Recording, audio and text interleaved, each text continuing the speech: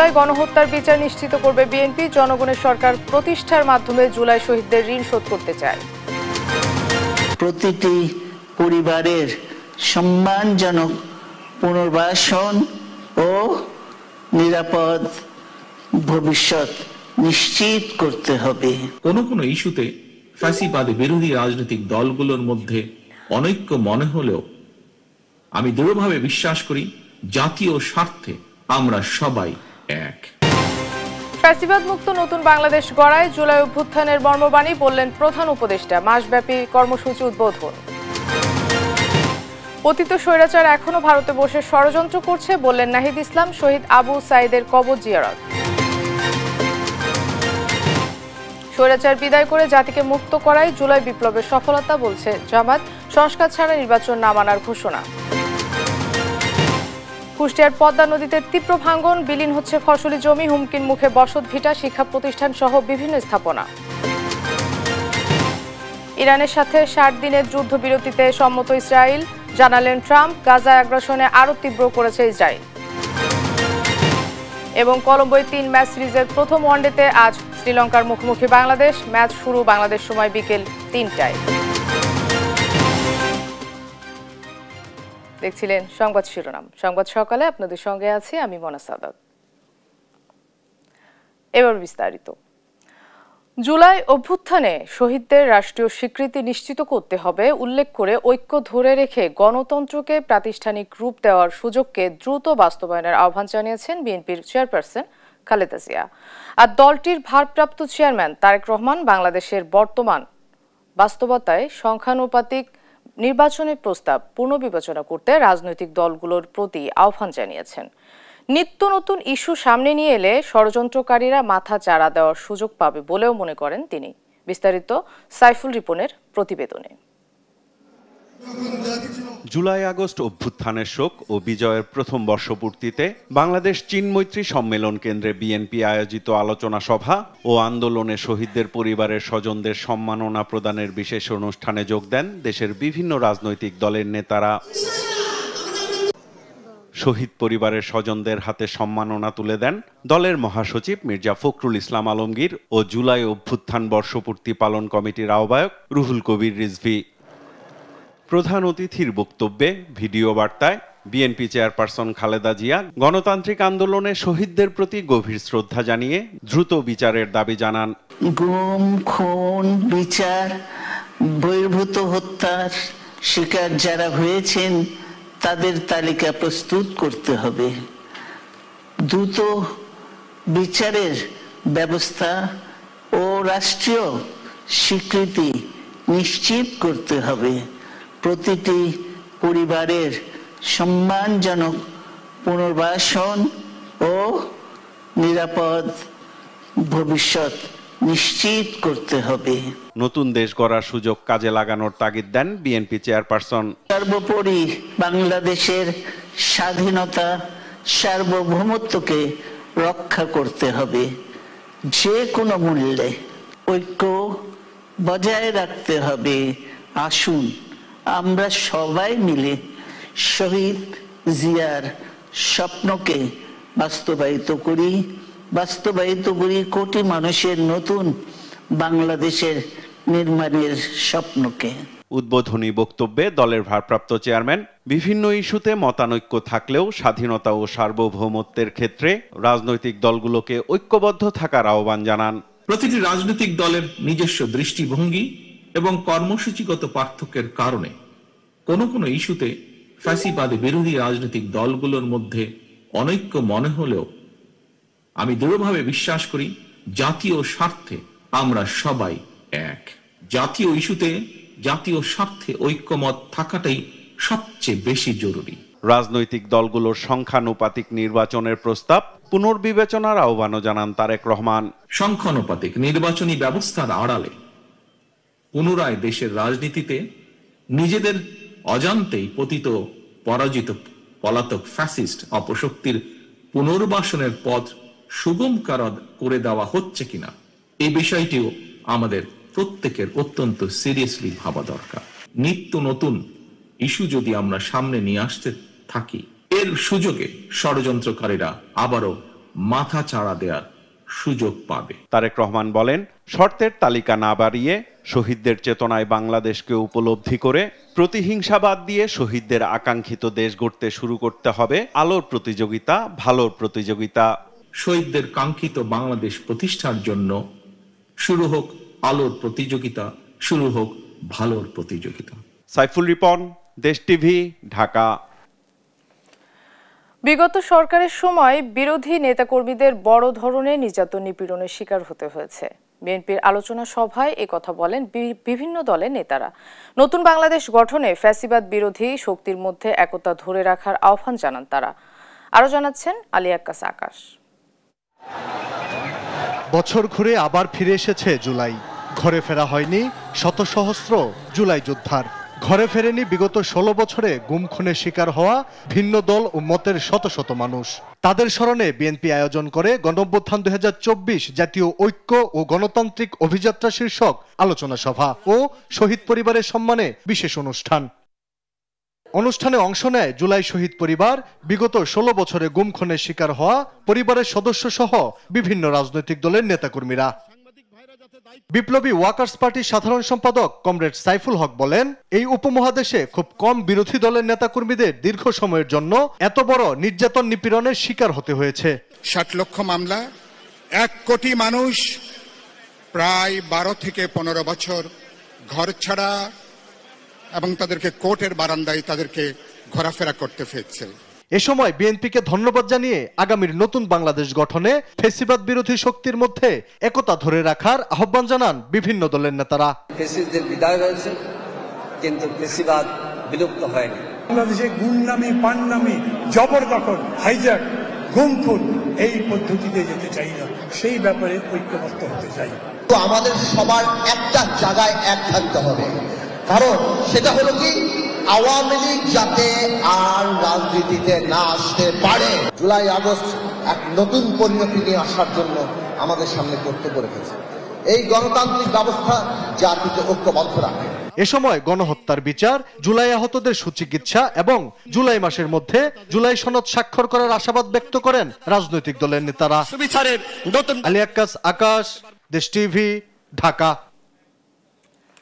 ফ্যাসিবাদ বিলুপ করে নতুন বাংলাদেশ গড়াই ছিল জুলাই অভ্যুত্থানের মর্মবাণী, এমনটাই জানালেন প্রধান উপদেষ্টা ডক্টর মোহাম্মদ ইউনূস। প্রধান উপদেষ্টার তেজগাঁও কার্যালয়ে জুলাই অভ্যুত্থান স্মরণে মাসব্যাপী কর্মসূচি উদ্বোধন করে একথা বলেন তিনি। এ সময় ছাত্র, রিকশাচালক, কৃষক, শ্রমিকরা যে উদ্দেশ্যে রাজপথে রক্ত দিয়েছে সে লক্ষ্য বাস্তবায়নে নতুন শপথ নেয়ার আহ্বান জানান প্রধান উপদেষ্টা। ফাহিম ইউসুফের রিপোর্ট। সকল দেশবাসীকে আমার সালাম। জুলাই অভ্যুত্থান স্মরণে মাসব্যাপী কর্মসূচি উদ্বোধন করেন প্রধান উপদেষ্টা অধ্যাপক ডক্টর মোহাম্মদ ইউনূস। মঙ্গলবার সকালে প্রধান উপদেষ্টার কার্যালয়ে জুলাই স্মৃতি উদযাপন অনুষ্ঠানমালা ঘোষণা করা হয়। আগামী 5 আগস্ট পর্যন্ত নিয়মিত বিরতিতে হবে এ অনুষ্ঠানমালা।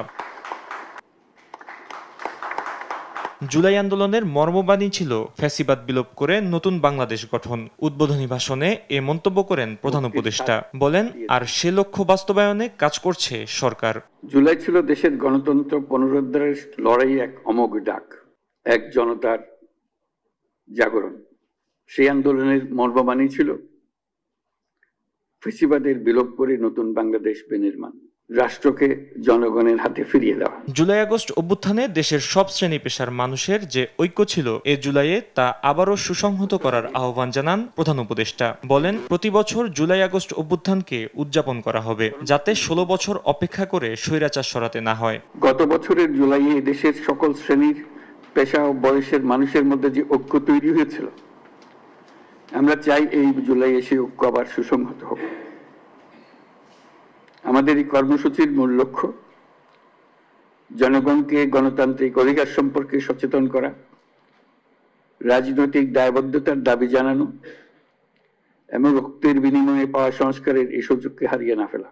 এ অনুষ্ঠানমালার মাধ্যমে গত বছরের জুলাইয়ের প্রতিটি দিনকে পুনর্জীবিত করার আশা প্রকাশ করেন প্রধান উপদেষ্টা। এছাড়া যে লক্ষ্যে ছাত্র, রিকশাচালক, কৃষক, শ্রমিকরা শহীদ ও আহত হয়েছিল সে লক্ষ্য বাস্তবায়নে নতুন শপথ নেয়ার আহ্বান জানান প্রধান উপদেষ্টা।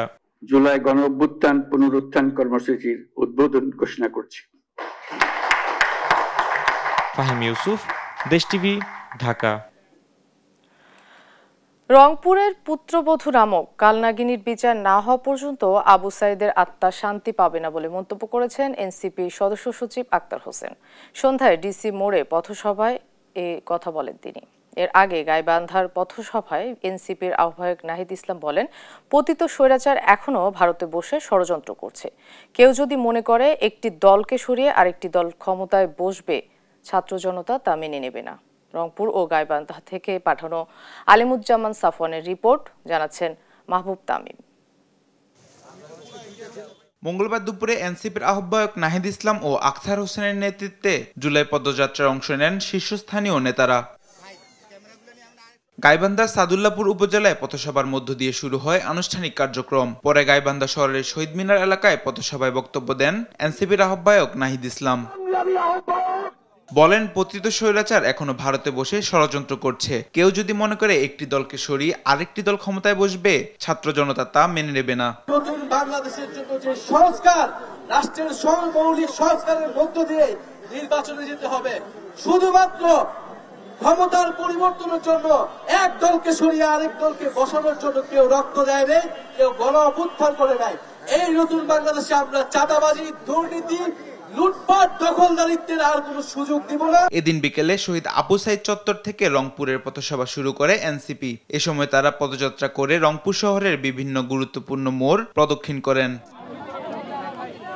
পরে রংপুরের পথসভা শেষে এনসিপি সদস্য সচিব আখতার হোসেন বলেন, রংপুরের পুত্রবধূ নামক কালনাগিনীর বিচার না হওয়া পর্যন্ত আবু সাইদের আত্মা শান্তি পাবে না। ততক্ষণ পর্যন্ত রংপুরের পুত্রবধূ নামক কালনাগিনী শেখ হাসিনাকে দেশে ফিরিয়ে এনে শাস্তি কার্যকর না করা হবে, ততক্ষণ পর্যন্ত আবু সাইদের আত্মা শান্তি পাবে না।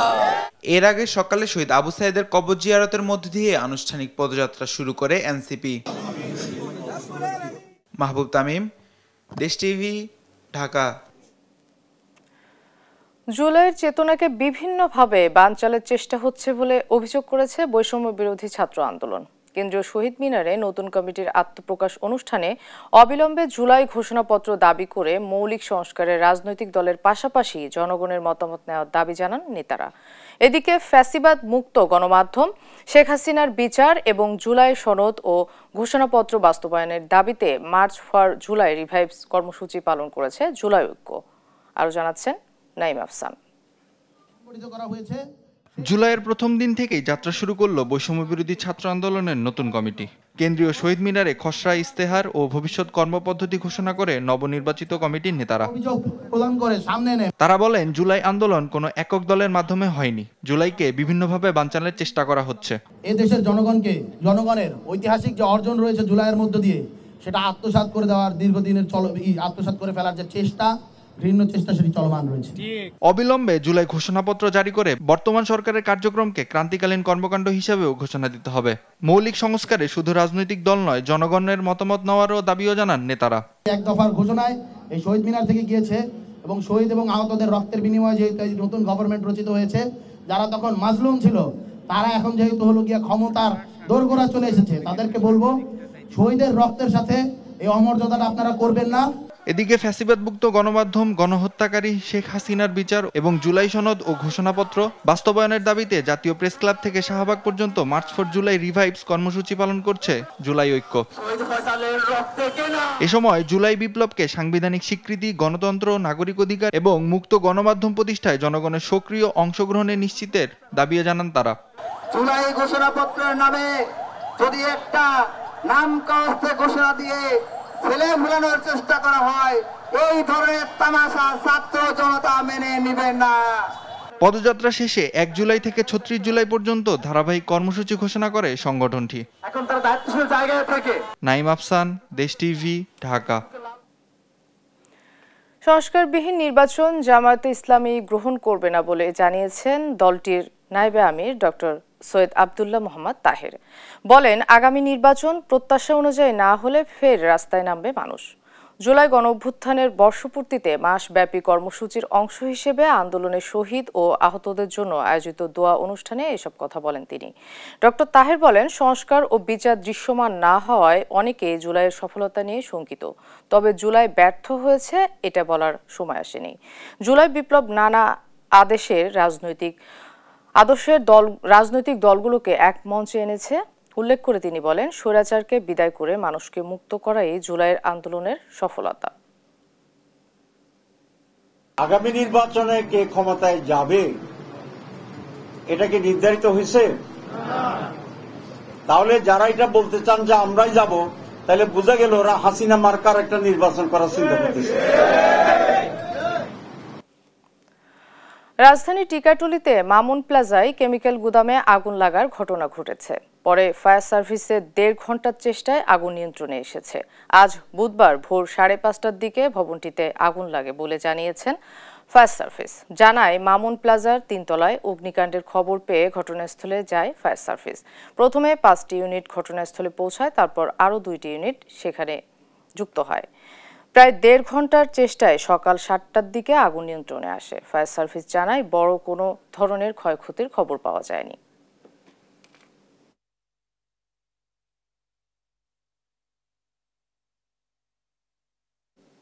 দেখছেন সংবাদ সকাল।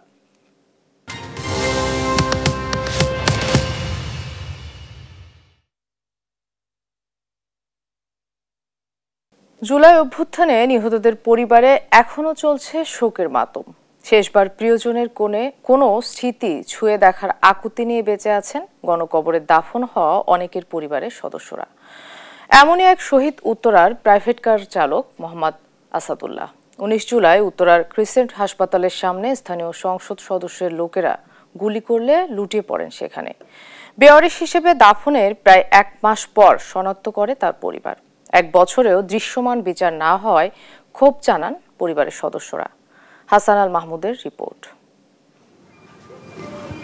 8 বছরের আলভি হাসান যেন বাবার সুখে পাথর। মনে হয় না আবার কথা। দীর্ঘ চেষ্টায় অস্ফুট স্বরে 2টি কথাই বের হলো, বিচারের দাবি।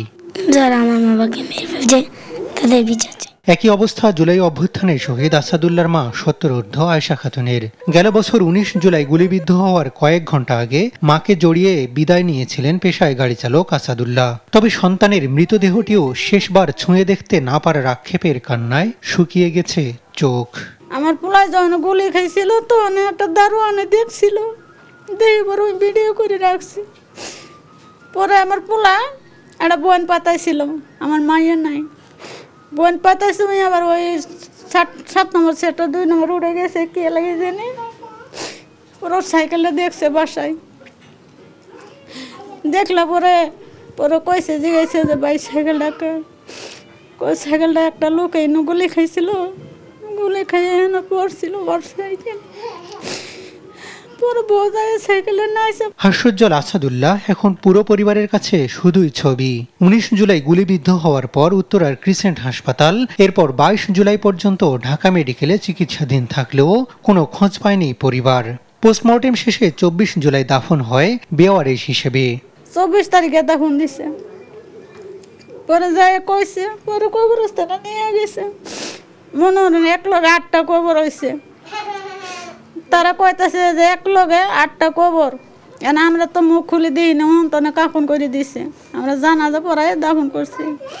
কলে 8টা তনে যে কোনো একজন আমার ছেলে। শেরপুরের আসাদুল্লাহ থাকতেন রাজধানী উত্তরার দলিপাড়া এলাকায়। ছোট ভাই রমজান আলী জানান, দীর্ঘ সময় ছোটাছুটির পরও সন্ধান পাননি বড় ভাইয়ের। বলছিলেন সেই দুঃসহ স্মৃতির কথা। লোকজন জিজ্ঞেস করছি, উনি বলছে ভাই এই লোকটা 3 দিন বেঁচে ছিল। পরে বললাম যে কোনো ট্রিটমেন্ট করার নাই কেন? পরে বললো যে গার্জেন পানি বা আমরা ট্রিটমেন্ট করি নাই। 3 দিন পর্যন্ত ওই গার্ড দিয়ে যে এখানে যে গুলিটা খাইছে ওখান থেকে রক্ত 3 দিন পর্যন্ত পড়ছে। তাই আমার মনে হয় যে যদি ঠিকঠাক মতো ট্রিটমেন্ট করতো তাহলে হয়তো বা বেঁচে থাকতো আর কি। জুলাই পতন করেছে 16 বছরের স্বৈরাচারকে, তবে রমজানরা এখনো খুঁজে ফেরে ভাইয়ের কবর। হাসান আল মাহমুদ, দেশ টিভি, ঢাকা। কোটা বিরোধী আন্দোলন থেকে স্বৈরাচার পতনের 1 দফা, তবে যে আকাঙ্ক্ষা নিয়ে শুরু হয়েছিল জুলাই আন্দোলন, গত 1 বছরেও তা পূরণ হয়নি বলে অভিযোগ করেছেন গণঅভ্যুত্থানের শহীদদের স্বজনরা। তারা বলছেন, এখনো দূর হয়নি বৈষম্য। হতাহতদের পরিবারের দাবি, জুলাই চেতনা বাস্তবায়ন, বিপ্লবী যোদ্ধার স্বীকৃতি ও হামলায় জড়িত সবার বিচার দ্রুত নিশ্চিতের। বিস্তারিত দেওয়ানি মনের রিপোর্টে। জুলাই বিপ্লবের ১ বছর পূর্তির দিনে এই আর্তনাদ সাভারের শহীদ আলিফ আহমেদ সিয়ামের মায়ের। প্রিয় সন্তানকে হারিয়ে পাগলপ্রায় মা তানিয়া আক্তার। সাভার ডেইরি ফার্ম স্কুলে ১০ম শ্রেণীর ছাত্র ছিল আলিফ। ইচ্ছা ছিল পাইলট হওয়ার, যা এখন শুধুই স্মৃতি। আলিফ শহীদ হয়েছেন, কিন্তু তার ব্যবহৃত জিনিসগুলো পরম যত্নে রেখে দিয়েছেন পরিবারের সদস্যরা। ৩৬ জুলাই সবশেষ যে পোশাক পরে বেরিয়েছিলেন আলিফ, সেগুলো জড়িয়ে ধরে স্মৃতিচারণ করছেন মা। তবে যে আকাঙ্ক্ষা নিয়ে শুরু হয়েছিল জুলাই আন্দোলন, ১ বছর হয়ে গেলেও তা পূরণ হয়নি বলে অভিযোগ শহীদ আলিফের মা তানিয়া আক্তারের। ছেলে বড় হয়ে তার স্বপ্নটা হচ্ছিল যে সে পাইলট হবে। তো পাইলট হয়ে সে বিভিন্ন দেশে অ্যাডভেঞ্চার করবে। তার স্বপ্ন ছিল যে তার মাকে নিয়ে সে হজে যাবে। বাংলাদেশের সকল ছেলেরা যে তাদের জীবনটা এভাবে উৎসর্গ করলো দেশের জন্য, তো আসলে সেইখান থেকে বলা যায় যে আসলে সেইভাবে করে কিন্তু এখনো সেটা প্রতিফলিত হয়নি, হতে পারেনি। কারণ যতটা হওয়ার কথা ছিল, কোথায় সেই বৈষম্য তো এখনো রয়ে গেছে। জুলাইয়ে আন্দোলনকারীদের উপর নির্বিচারে গুলি চালানো ব্যক্তিরা বুক ফুলিয়ে ঘুরে বেড়ালেও তাদের গ্রেপ্তার না করায় ক্ষোভ প্রকাশ করেন শহীদ আলিফের মা তানিয়া আক্তার। এখনো কি একটা লোককে ধরে দেখাইতে পারেনি? তাদের কাছে কি আদৌ কোনো প্রমাণ নেই? আবু সাইদ যখন মারা গেল তখন তো অজস্র প্রমাণ তাদের কাছে আছে। স্পটে যখন গুলি করতেছিল তাদেরকে কি ধরে দেখিয়েছে যে না আমরা একটাকে ধরে দেখিয়েছি, তার বিচার কার্য শুরু করেছি? অতি দ্রুত তাদের জন্য বিচারের আওতায় এনে সর্বোচ্চ শাস্তি দাবি করব আমি মা হিসাবে। বড় ভাইকে হারিয়ে মায়ের মতো পাগল প্রায় ছোট বোন ইস্তাত জাহান লামহাও।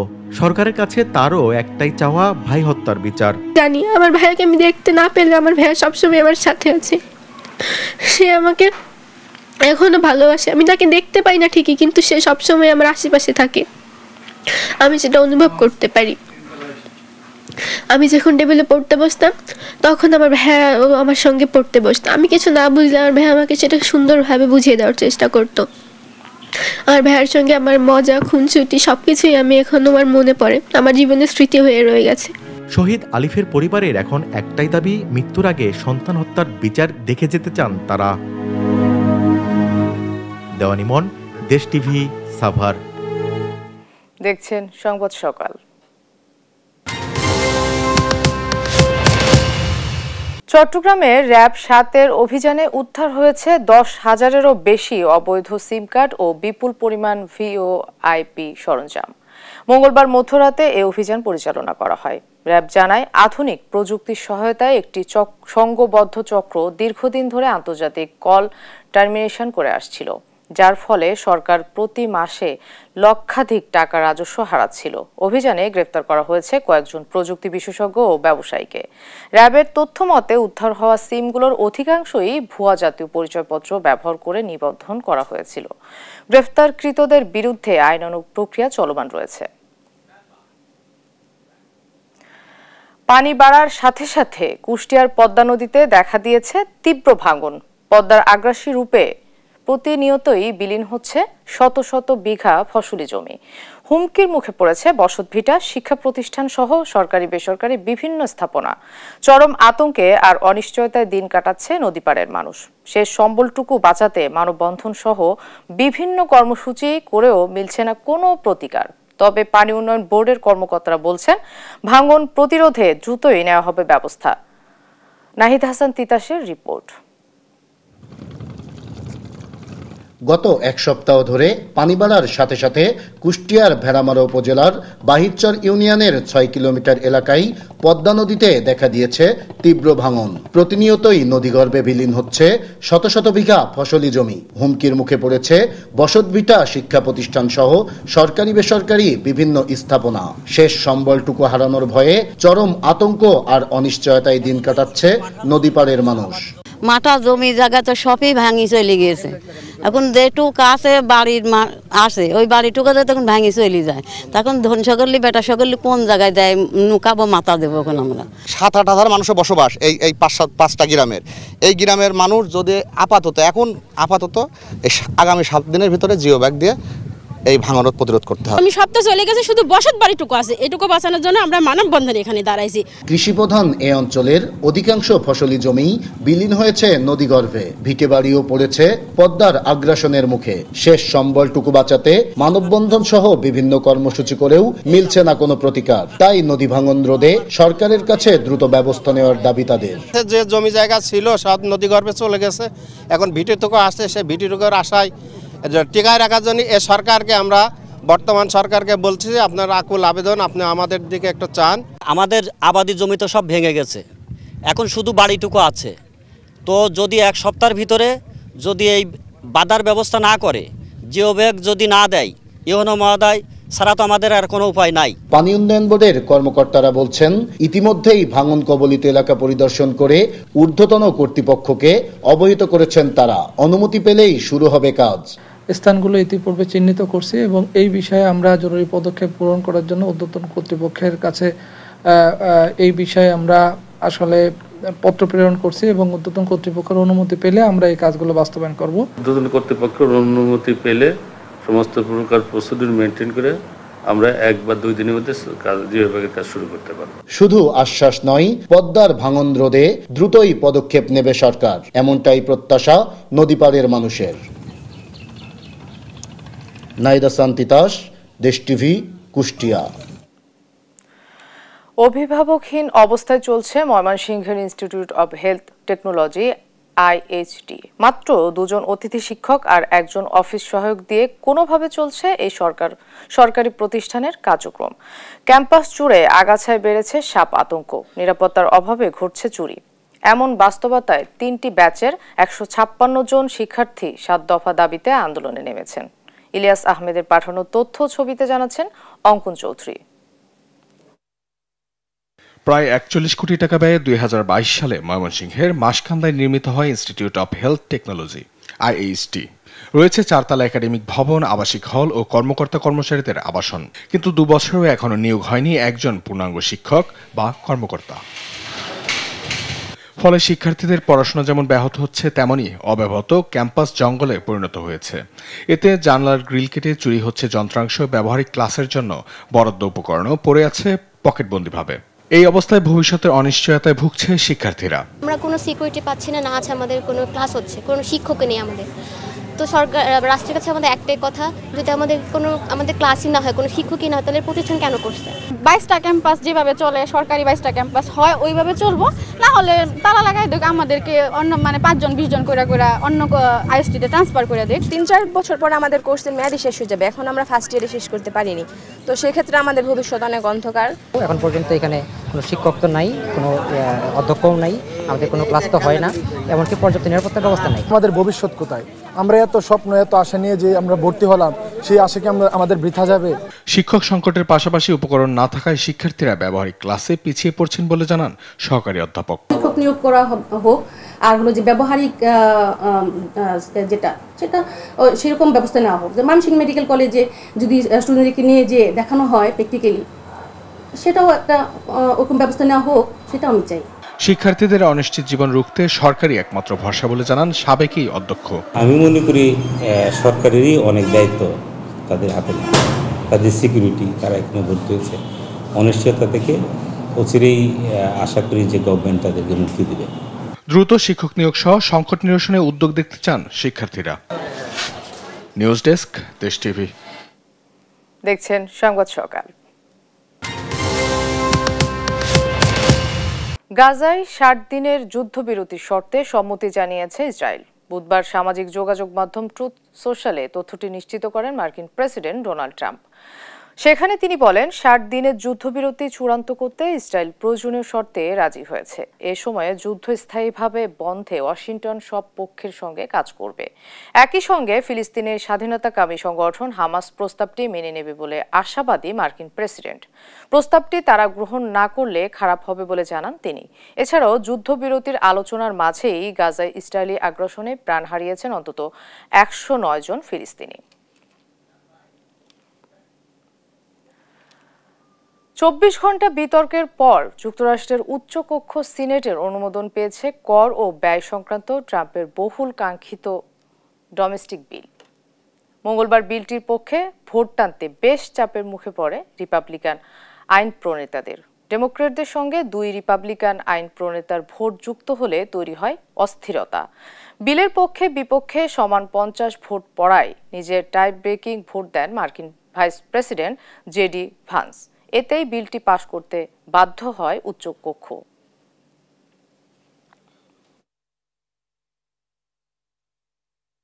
এবার খেলার খবর।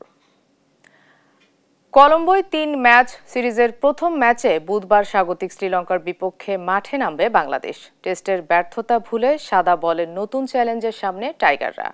নতুন অধিনায়ক মেহেদী হাসান মিরাজের অধীনে জয় দিয়ে সিরিজ শুরু করতে চায় বাংলাদেশ।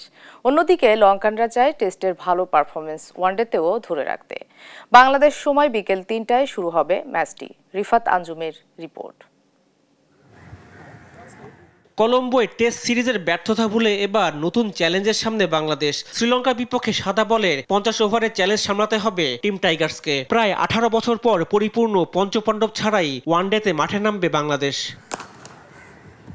এই কলম্বোতে টেস্ট হেরে সিরিজ হাতছাড়া করেছে টাইগাররা। ফরম্যাট বদলের সাথে নতুন অধিনায়ক মেহেদী হাসান মিরাজেরও নতুন চ্যালেঞ্জ। নিয়মিত অধিনায়ক হিসাবে তার অধীনে প্রথম ওয়ানডে খেলবে বাংলাদেশ।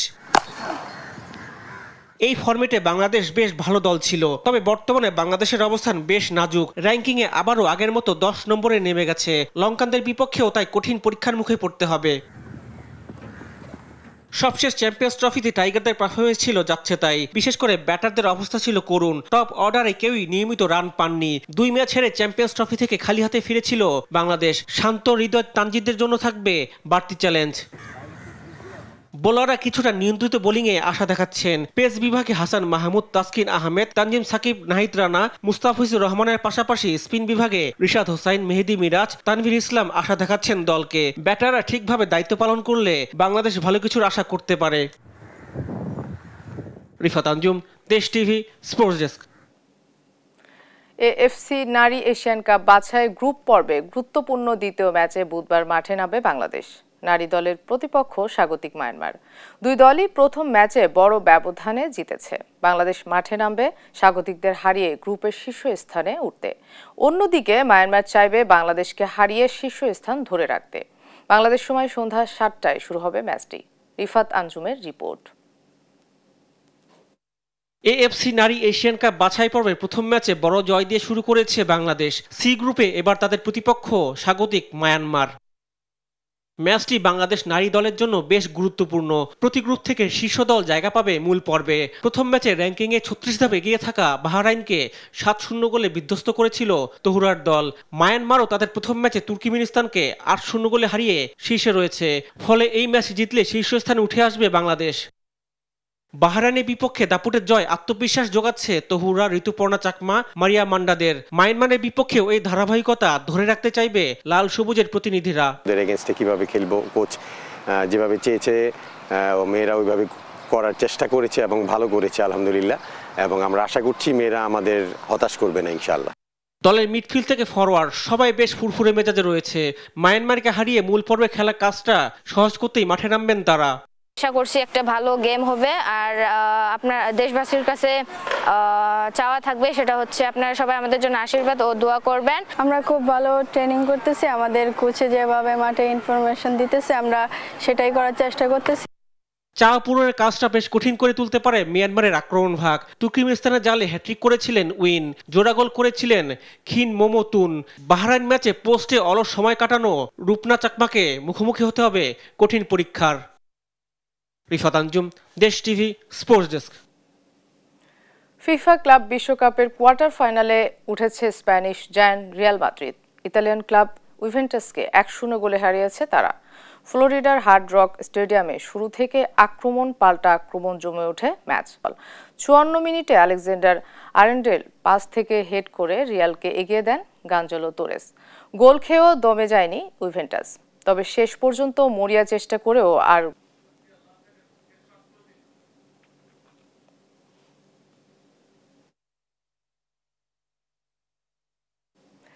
এই ছিল এখনকার সংবাদ সকাল। পরের বুলেটিন দেখার আমন্ত্রণ রইল। ধন্যবাদ সবাইকে।